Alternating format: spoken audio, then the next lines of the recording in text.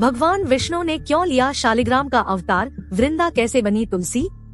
29 नवंबर 2023 दिन रविवार यानी आज से कार्तिक का महीना शुरू हो गया है। भगवान विष्णु की उपासना इस महीने करना बहुत लाभकारी माना जाता है। इस महीने भगवान विष्णु की विशेष रूप से पूजा की जाती है। भगवान विष्णु के शालिग्राम अवतार के पीछे एक दिव्य पौराणिक कथा है, जिसे आज हम आपको बताने जा रहे हैं। कार्तिक का महीना हिंदू धर्म में पूर्ण रूप से भगवान विष्णु को समर्पित होता है। भगवान नारायण की अनेक दिव्य लीलाओं से जुड़ा यह कार्तिक का महीना शास्त्रों में अति पावन बताया गया है। कार्तिक महीने में स्नान, दान और भगवान विष्णु की भक्ति करने का बड़ा महत्व बताया गया है। मान्यता है कि जिसने इस महीने भगवान विष्णु की भक्ति सच्चे मन से कर ली, उसके सभी कष्ट जगतपालक भगवान विष्णु हर लेते हैं। शास्त्रों में तो इस महीने की बड़ा दिव्य महिमा बताई गई है। कार्तिक में जहां भगवान विष्णु अपनी योग निद्रा से उठते हैं, वहीं उन्होंने अपनी कई दिव्य लीलाएं भी की है। आज हम भगवान विष्णु के शालिग्राम अवतार की महिमा कथा आपको बताने जा रहे हैं। वैष्णव संप्रदाय और वैष्णव भक्तों के यहाँ भगवान विष्णु के शालिग्राम रूप की पूजा की जाती है। तो आइए जानते हैं भगवान विष्णु के शालिग्राम अवतार की उत्पत्ति से जुड़ी पौराणिक कथा के बारे में। वृंदा दैत्य राज जलंधर की पत्नी थी। पौराणिक काल की बात है। एक वृंदा नाम की लकड़ी थी, जिसका जन्म राक्षस कुल में हुआ था।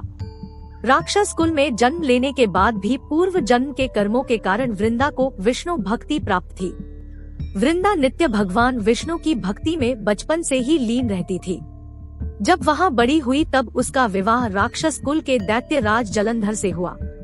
वृंदा को विष्णु भक्ति प्राप्त होने के कारण उसमें राक्षस कुल के कोई भी संस्कार उसमें नहीं थे। वह एक पतिव्रता स्त्री थी और हमेशा अपने पति की सेवा करती थी। एक बार देवताओं और दानवों में बड़ा भीषण युद्ध हुआ। जलंधर भी उस युद्ध में जाने की तैयारी कर बैठा। वृंदा ने अपने पति से कहा, जब तक आप युद्ध में रहेंगे मैं तब तक आपके कुशल मंगल की कामना के लिए पूजा करूंगी।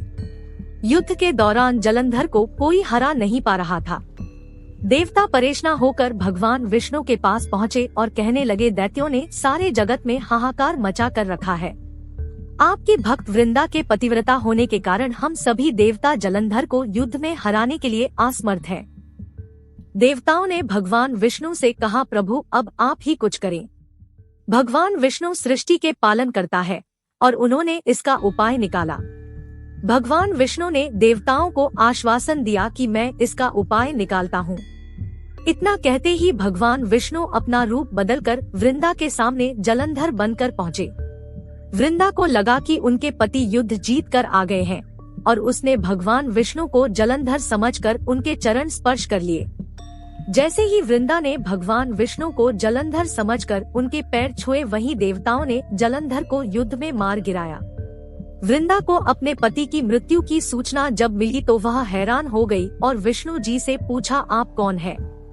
तब भगवान विष्णु ने अपना साक्षात रूप प्रकट किया।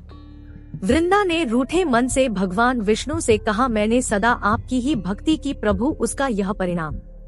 वृंदा ने उसी पल भगवान विष्णु को पत्थर के हो जाने का श्राप दिया और भगवान विष्णु ने वृंदा के श्राप को स्वीकार किया, फिर शालिग्राम का अवतार ले लिया।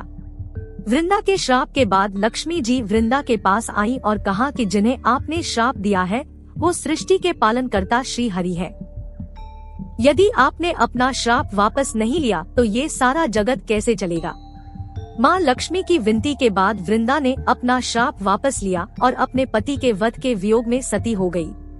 उनकी राख से जो पौधा निकला उसे भगवान विष्णु ने तुलसी का नाम दिया और कहा, आज से मेरा शालिग्राम अवतार जो श्राप के कारण पत्थर बना है उसे तुलसी जी के साथ सदैव पूजा जाएगा। जो भी मेरे प्रिय भक्त हैं, वो जब तक मुझे तुलसी नहीं अर्पित करेंगे मैं उनकी पूजा नहीं स्वीकार करूंगा। इस तरह वृंदा सदैव के लिए तुलसी के रूप में पूजनीय हो गई। तुलसी पूजा कार्तिक महीने में तुलसी पूजन करना विशेष तौर पर विधायक माना जाता है।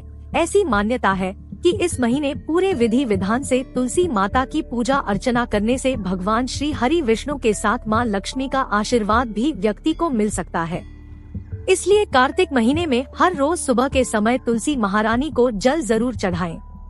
इस पूरे महीने गोधूली बेला के वक्त तुलसी जी के नीचे घी का दीपक जलाने से घर की दरिद्रता को भी दूर किया जा सकता है। वहीं रविवार और एकादशी के दिन भूलकर भी न तो तुलसी जी को स्पर्श करना चाहिए और न ही उनको जल चढ़ाना चाहिए।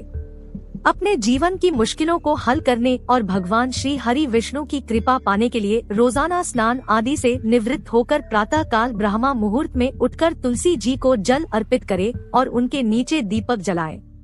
स्नान आदि किए बिना भी तुलसी माता को स्पर्श नहीं करना चाहिए।